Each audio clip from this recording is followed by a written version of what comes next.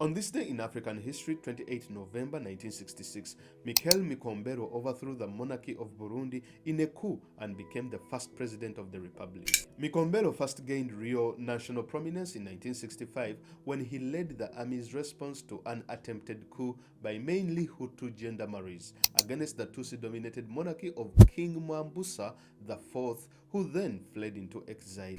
The July 1966 coup brought Mwambusa's son, King Intale V, to the throne, who asked Micombero to form a government. Micombero fully obliged, making himself Prime Minister and Minister of Defense, placing himself at the center of power in the kingdom. After becoming Prime Minister, Micombero and other army officers saw the monarchy as too cautious and moderate in dealing with perceived threats, especially from Hutu opponents. Tensions escalated when King Intale V tried to assert more authority, including an attempt in November 1966 to dismiss Micombero's government and announce it publicly on the radio. Soldiers blocked the king from broadcasting his decree, making it clear where real power lay. 3 weeks later, on the 28th of November, while King Intale was on a state visit to the DRC, Colonel Micombero launched a military coup. He abolished the monarchy, declared Burundi a republic, and installed himself as the country's first president. Ntale was pushed further to the margins of Burundian politics and remained in exile.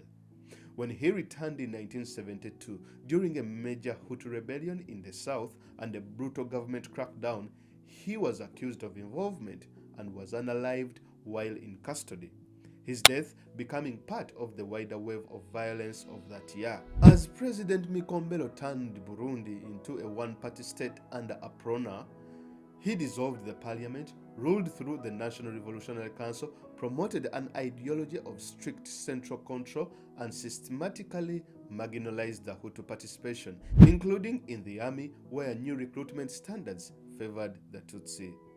During the Cold War, he balanced relations between the Western and communist countries, switching foreign military partners whenever it suited him. Yet, his regime became increasingly repressive and unstable, with several plots uncovered in 1969 and 1971.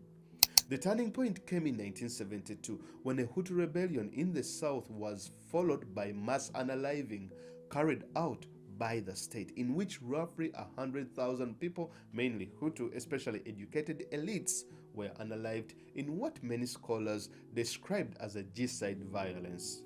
Micombero later tried to stabilize his rule with a new constitution and regional economic cooperation, but his support base shrank and his leadership grew more isolated.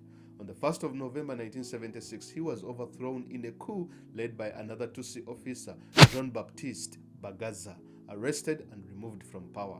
Micombero went into exile in Somalia, studied economics at Somalia National University, and died of a heart attack in Mogadishu in 1983, leaving behind a legacy often described as the most destructive of Burundi's military history.